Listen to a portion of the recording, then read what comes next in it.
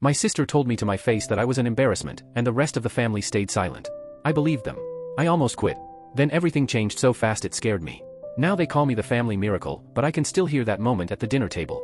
And I don't know how to unhear it. I'll never forget the sound of forks scraping across porcelain that night. Christmas dinner at my parents' house looked picture perfect on the outside, crystal chandelier sparkling above us, candles glowing against polished mahogany, but beneath all that shine, the air felt thick enough to choke on. They had squeezed 23 people into a dining room built for 12. Elbows touched, perfume clashed, and conversations overlapped like a storm of whispers. Yet somehow, the loudest noise in the room was the silent judgment aimed directly at me. I had driven 6 hours in an old Honda Civic that rattled every time I hit 60 miles per hour.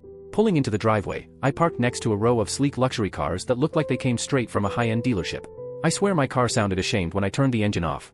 Inside, my sister Veronica presided at the head of the table like she was hosting a royal banquet. Beside her sat Nathan, her perfect from a catalog finance husband. Their synchronized smugness almost deserved an award. Meanwhile, I, Jessica Monroe, age 28, was living in Boston, working on something no one in that room believed in.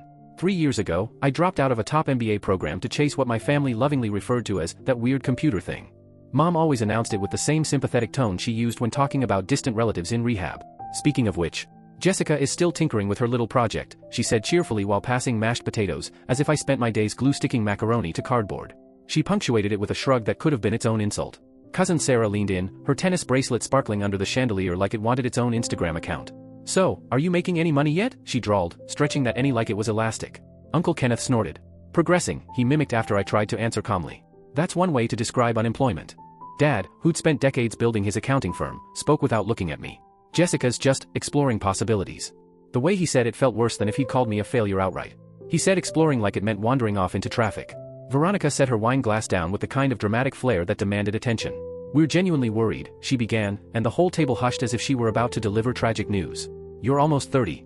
At your age, most people have careers, 401(k)s, houses. What exactly do you have?" My fork paused midair. I met her stare.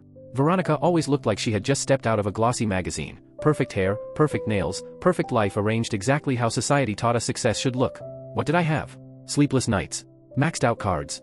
Empty ramen cups. A laptop that ran hotter than hell itself. And a company I believed in more than anything. "I have a vision," I said, my voice low but steady. Nathan chuckled. "A vision doesn't pay rent." He actually patted me on the shoulder like he was doing me a favor. "If you want